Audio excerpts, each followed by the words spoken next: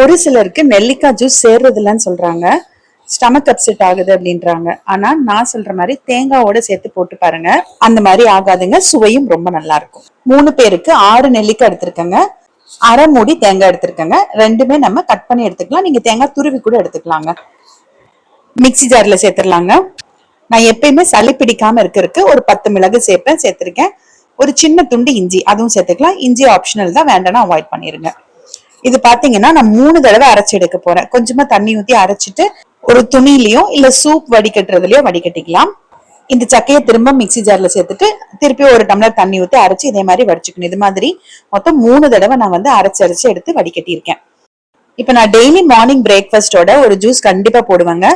ஒரு நாள் கேரட், ஒரு நாள் பீட்ரூட், ஒரு நாள் நெல்லிக்காய், அப்படி போடும்போது ஒவ்வொரு நாள் கருவேப்பிலை போடுவேன், ஒரு நாள் தேங்காய் போடுவேன், ஒரு நாள் புதினா போடுவேன், வெள்ளரிக்காய் இருந்தா கூட போடுவேன். அந்த மாதிரி ஒன்னொன்னு சேர்த்து போடுறது தாங்க. அப்படிதான் இந்த காம்பினேஷனும் ட்ரை பண்ண, ரொம்ப நல்லா இருந்தது. அந்த ஸ்டமக் அப்செட் ஆகிற ப்ராப்ளமும் இல்லாம இருந்தது. அதனாலதான் சரி உங்களுக்கும் சொல்லலாம் அப்படின்றதுனால சொல்லியிருக்கேன்.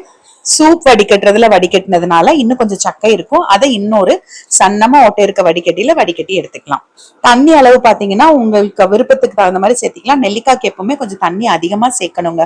இனிப்புக்கு பாத்தீங்கன்னா ஒரு 5 ஸ்பூன் அளவுக்கு நாட்டு சக்கரை சேர்த்திக்கோங்க, இல்ல வெள்ளை சக்கரை கூட சேர்த்திக்கோங்க. கலந்துட்டு அப்படியே குடிக்க வேண்டியதுதான். இது சளி பிடிக்கவெல்லாம் பிடிக்காதுங்க. உங்களுக்கு இந்த சக்கை வேஸ்ட் பண்ணாம இதை வந்து நம்ம சாப்பிடணும்னு நினைச்சீங்கன்னா நெல்லிக்காய் பச்சடி செஞ்சு சாப்பிடலாம். நெல்லிக்காய் பச்சடி வீடியோ வேணும்னா கேளுங்க, நான் லிங்க் அனுப்புறேன்.